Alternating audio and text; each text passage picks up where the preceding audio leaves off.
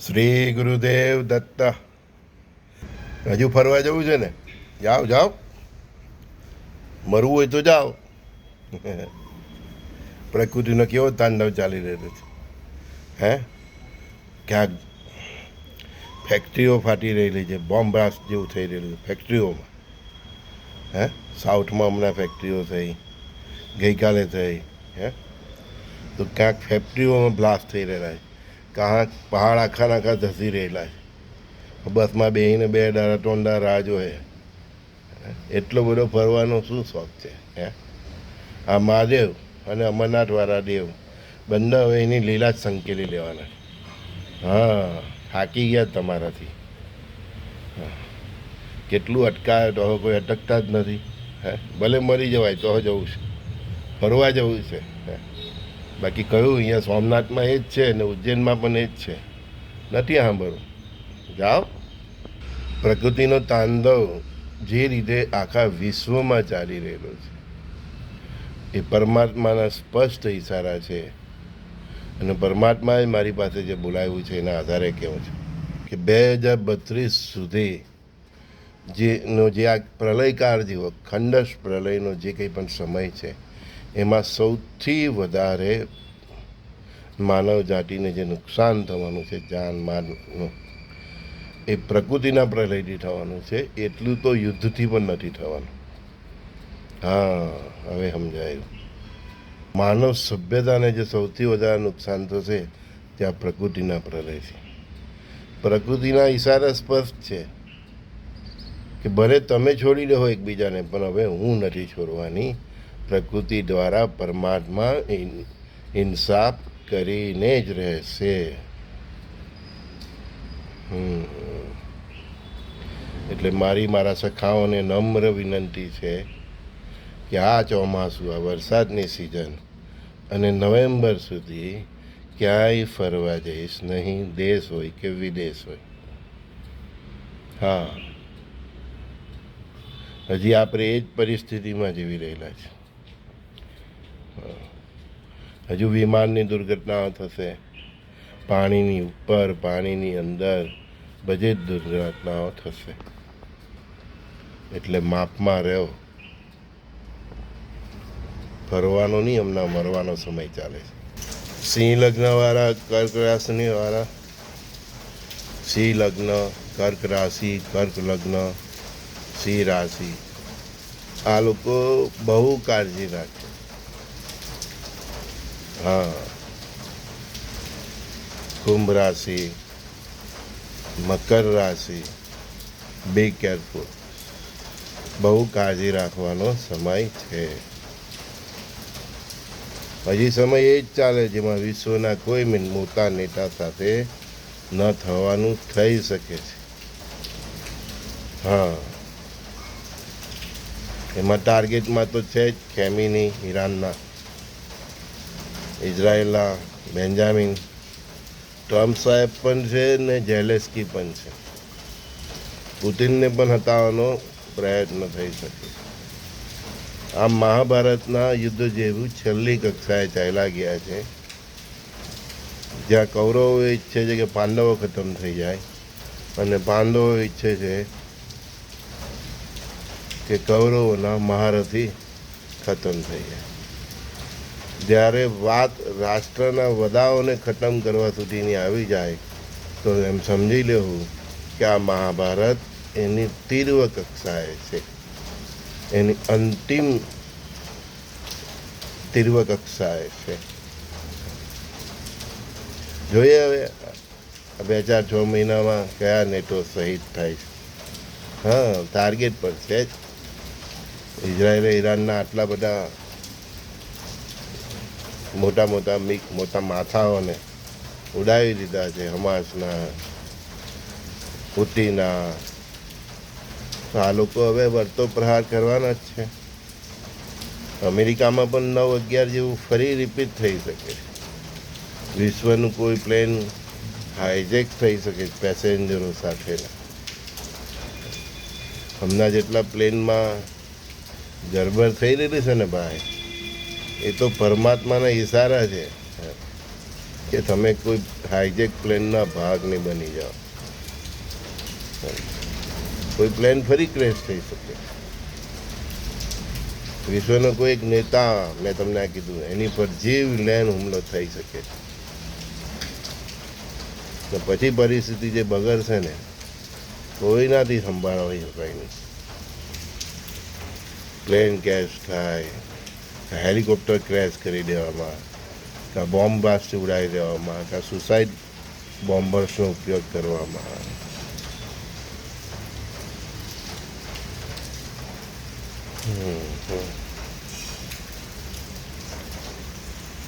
કોઈ મોટું યુદ્ધનું જહાજ કે માનવ સભ્યતા સાથેનું જહાજ ડૂબી શકે છે. ત્યાંથી પણ આ યુદ્ધ ઓર ભડકી શકે. આ યુદ્ધ અટક્યું નથી, બસ પોતાની ખામીઓને ફરીથી સુજત કરીને મરણની આતે કે બીજા કરવા માટેનું આ એક સંધ્યાકાળ છે. યુદ્ધમાં જેમ સાંજે સંધ્યાકાળ થાય ને, પછી આમ રણસિંગું ફૂંકાઈ જાય ને કે ભાઈ હવે યુદ્ધ કાલે, બસ આ રીતની આ એક બ્રેક છે. હજુ પાકિસ્તાન એના આકાઓ પણ એવું કંઈક કરશે કે ભારત હવે યુદ્ધમાં જોડાવવું જ પડશે. ઓપરેશન સિંદૂર હવે ગમે ત્યારે ચાલુ કરી શકે. ભારત સરકાર પાકિસ્તાનને એના આકાઓના હુમલાની રાહ જોઈ શકે એવી પણ નથી. પરિસ્થિતિ એવી છે. ફરીથી ત્યાંથી ભારત પાકિસ્તાનનું ટેન્શન ફરીથી સ્ટાર્ટ. એટલે ફરવા જાઓ તો આ વરસાદ, પૂર, આતંકવાદની ઘટનાઓથી બચવું હોય તો હમણાં નવેમ્બર સુધી ભાઈ માંડી જ વાળો. રોડ અકસ્માત પણ બહુ ભયંકર થયેલા ગરમાન જ એવા છે કે માણસ એક સેકન્ડમાં હતો નહીં હતો થઈ જાય. તમારા શહેરથી 100-150 કિલોમીટર હોય ઠીક છે, તમારા રાજ્યની બોર્ડર સુધી હોય, એની આજુબાજુ હોય તો પણ ઠીક છે કે ત્યાંથી તમને સર્વાઈવ કરવાનો મોકો મળી શકે, તમારા સિટીમાં આવવાનો મોકો મળી શકે.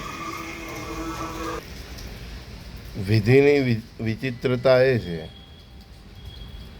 કે જે અમેરિકાએ જાપાન ઉપર અણુબોમ્બ નાખ્યા, તે અમેરિકા ઈરાનને અને ઇઝરાયલ પણ એમ કહે છે ઈરાનને કે ભાઈ તું અણુશસ્ત્રો બનાવે તો અમારી પર જ ઉપયોગ કરી શકે એમ છે. જેણે અણુશસ્ત્રોની દુનિયામાં પહેલી વાર જેનો ઉપયોગ કરેલો છે, બરાબર, તે જ રાષ્ટ્ર હવે ઈરાનને સમજાવી રહેલું છે, એટલે કે અમેરિકા, કે ભાઈ તને અણુશસ્ત્રો નહીં બનાવવા દઈએ. અમારી જે પ્રકૃતિ છે ને જે સરકાર છે, જેનો સ્વભાવ છે, તે ગમે ત્યારે કોઈની પણ હુમલો કરી શકે. તો તમે લોકોએ 5,000 રૂપિયા બનાવેલા છે, હું 98 કરવા બનાવેલા હે. અને પાછા એ લોકો ઓલરેડી ઉપયોગ કરી ચૂક્યા છે જાપાનની ઉપર. હા, જે માણસ 4 મર્ડર કરી ચૂક્યો તે બીજાને સલાહ આપે કે તું ચાકુ નહીં રાખતો, હે, તું કોઈનું પણ મર્ડર કરી શકે છે. એટલે આ રીતની નીતિથી વિશ્વ નહીં ચાલે. અણુશસ્ત્રો નહીં રાખો તો બધાએ જ નહીં રાખવાના. હા, એવી કોઈ ફોર્મ્યુલા, એવું કોઈ સમાધાન કરાવે એવી વ્યક્તિ હજુ સુધી કોઈ દેખાતી નથી. અને આ 3 વચ્ચે આ 10 તારીખ સુધીમાં, જુલાઈની 10 તારીખની સુધીમાં આ 3 એટલે કે ઈરાન, અમેરિકા અને ઇઝરાયલ વચ્ચે કોઈ એક કોમન ફોર્મ્યુલા બની જાય તો ઠીક છે, કોઈ સમાધાન થઈ જાય તો ઠીક છે. બાકી હું તને આમ નહીં કરવાનું ને હું તને એમ નહીં કરવાનું, તો પછી 10 તારીખ પછી હર હર મહાદેવ નક્કી જ છે. 10 તારીખ સુધી ફ્રિકવન્સી એવી છે કે તે પહેલાં પણ થઈ જાય હર હર મહાદેવ, એટલે કે હુમલો એકબીજા પર. પણ આ 10 તારીખ સુધીમાં જો સમાધાન થઈ જાય, કોઈક એવું ફોર્મ્યુલા નીકળે અને બધું શાંત થઈ જાય તો ઠીક છે. પણ લાગતું નથી કે ગ્રહવાલોકની વચ્ચે સમાધાન કરાવવા દે. એ તો પછી હર હર મહાદેવ. મેં તમને શું કીધું, અત્યારે પણ જો કોઈ યુદ્ધ ટળશે, એટલે કે અટકશે તો એ ભવિષ્યમાં ઓર ખૂંખાર થઈને જ આગળ આવવાનું. આપણું જે ઓપરેશન સિંદૂર અટકું ત્યારે મારું આ જ દુઃખ હતું કે સાલું હમણાં આપણા હાથમાં પત્તા હતા. હવે એ જ્યારે ઓપરેશન સિંદૂર તું કે એની સમકક્ષ જ્યારે ભારત ફરી શરૂઆત કરશે તો સામેવાળાને તમે તૈયારી કરવાની તક આપી છે. જેટલું આ વિશ્વયુદ્ધ તમને હજુ પણ કહું છું, જેટલું આ વિશ્વયુદ્ધ પાછળ ફેલાતું જાય છે એટલું માનવ જાતિનું વિનાશ વધારે થશે. કારણ કે એટલી એ યુદ્ધમાં જે સંડોવાના છે જે રાષ્ટ્રો, એ લોકોની તૈયારી એટલી ખૂંખાર થશે. આ જે સમય છે 7 વર્ષનો, એમાં જ્યારે બ્રેક લાગશે અને જે વિશ્વયુદ્ધના પેરામીટર્સ અટકશે અને પાછળ થયેલાશે, જેટલું પાછળ થયેલાશે એટલો ભવિષ્યમાં મહાવિનાશ વધારે થશે. અને માનવ સભ્યતા 90% ઉપર ખતમ થઈ જાય એટલી હદે જશે. જેટલું પાછળ જશે એટલું મહાવિનાશ વધશે. કારણ કે યુદ્ધ તો થવાનું જ છે, એને કોઈ અટકાવી શકતું નથી. પરમાત્માની ઈચ્છાથી થવાનું જ છે એમ. પણ જેટલું અટકશે, જેટલી બ્રેક આવશે, ભારત પાકિસ્તાનની હોય, રશિયા યુક્રેનની હોય, યા મિડલ ઇસ્ટની હોય, એટલું આ યુદ્ધ ભયંકર ખૂંખાર થઈ જશે. શહેરોના શહેર, દેશોના દેશ ખતમ થઈ જશે, શમશાન થઈ જશે. જેટલું મોડું થાય છે એટલું આ વિકરાળ સ્વરૂપ ધારણ કરવાનું છે. અત્યારે પતે તો ટૂંકમાં પતી જાય, 2-4 વર્ષમાં પતે તો ટૂંકમાં પતી જાય. જેટલું ખેંચાય 2032 સુધી જો ખેંચાય જ કર્યું તો જેમ, એટલે હું તમને કહેવું છું તે એમને એમ નથી કહેતો કે 25 કરતાં 26 ખરાબ, 26 કરતાં 27 ખરાબ, 27 કરતાં 28 ખરાબ, 28 કરતાં 29, 30, 31 એમ એક પછી એક વર્ષ ભયંકર થતા જશે. અને મેં તમને કહ્યું જ છે આગળના વિડીયોમાં કે 25થી 28 ક્વાર્ટર ફાઇનલ, 28થી 31 સેમિફાઇનલ અને 31થી 34 સુધીની ફાઇનલ. ના ક્વાર્ટર ફાઇનલ કરતાં સેમિફાઇનલ ખતરનાક, સેમિફાઇનલ કરતાં ફાઇનલ ખતરનાક. એટલે કે હું જેટલું ખેંચાશે એમ. ઘણા લોકો મને મેસેજ કરે સર આ તો અટકી ગયું, ખુશ થાય. અટકી ગયું તો ખુશ નહીં થાય ભાઈ, એટલું ભયંકર થશે. કારણ કે એટલી તૈયારી કરવાનો આ દરેકને સમય મળશે. એટલા ભયંકર શસ્ત્રોનું નિર્માણ કરશે. સામેવાળાની તાકાત જાણી લો એટલે એટલા ભયંકર શસ્ત્રોનું નિર્માણ થશે. ભારત સરકાર પણ બંકર બસ્તર બોમ્બની જગ્યા પર અગ્નિ મિસાઇલને જ એમાં જ ફેરફાર કરીને એને જ 100 મીટર સુધી અંદર જઈને બ્લાસ્ટ કરે એ રીતે ડેવલપ કરી હતી. એટલે જેટલું સમય જશે ને એટલી વિશ્વની પરિસ્થિતિ અને જરૂરિયાત જોતાં, એકબીજા દેશને ખતમ કરવાની જરૂરિયાત જોતાં એટલું ખતરનાક અસ્ત્રો શસ્ત્રો વિકસિત થઈને એટલો ખતરનાક વિનાશ થશે. એટલે હાશ યુદ્ધ ટળી ગયું એવા હાશકારામાં નહીં રહ્યો, એ બહુ ભારે પડવાનું છે. સમજાયું ને? બસ સમજો. આ રહી વાત પ્રકૃતિના તાંડવની, તો પહેલાં પણ કહ્યું હતું મેં કે પહાડો પાસે જઈશ નહીં, નદીઓ પાસે જઈશ નહીં. નદી, સરોવર, બન આ બધા કુદરતની ખૂબસૂરતી માણવા માટે ધોધ જોવા જાય છે. એમાં કેટલા હલવાઈ ગયા. તમે ફરવા નહીં જતા, તમારી સાથે જે દુર્ઘટના ઘટવાની છે એની શક્યતાઓ તમને ત્યાં ખેંચી જાય છે. અને અમે વડીલસમ તમને અટકાવવાનો પ્રયત્ન કરીએ છીએ. 2032 સુધી સુનામી જેવી રેલ આવતી જ રહેશે. ખાલી સુનામી પર ધ્યાન નહીં રાખો, સુનામી જેવી રેલ આવતી રહેશે. એટલે કહ્યું ground+2 must do. 2-4 મકાન લેવું નહીં, પણ તમારું જે મકાન છે એને 2 માળ 2.5 માળનું બનાવો. કોઈ શહેર, કોઈ ગામ ભવિષ્યમાં પાણીના પ્રલયથી બાકી નથી રહેવાનું.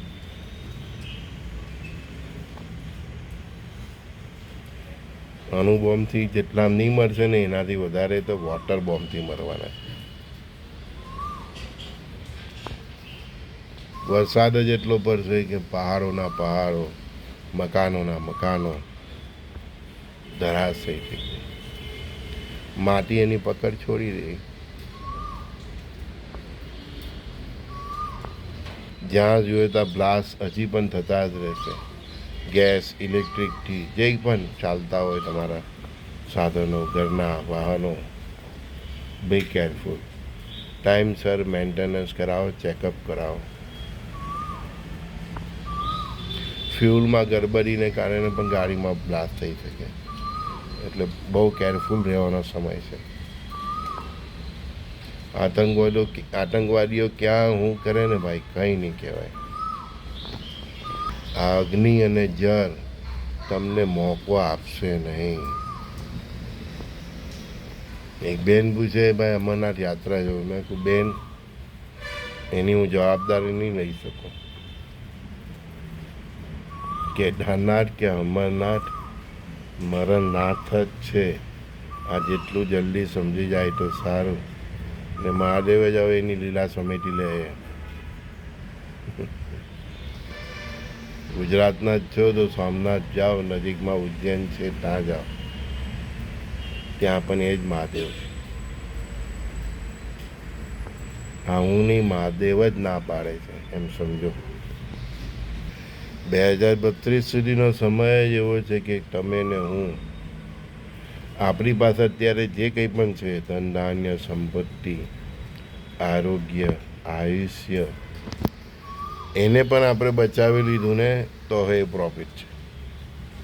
સમજો હું કહું છું કે 2032 સુધીનો સમય એવો છે કે આપણી પાસે અત્યારે હાલમાં જે કંઈ પણ છે, ધન ધાન્ય, સમુદ્રી, આરોગ્ય, આયુષ્ય, આપણો પરિવાર, એને પણ આપણે બચાવી લીધું પરમાત્માની કૃપાથી, તો આપણે પ્રોફિટમાં જ છે.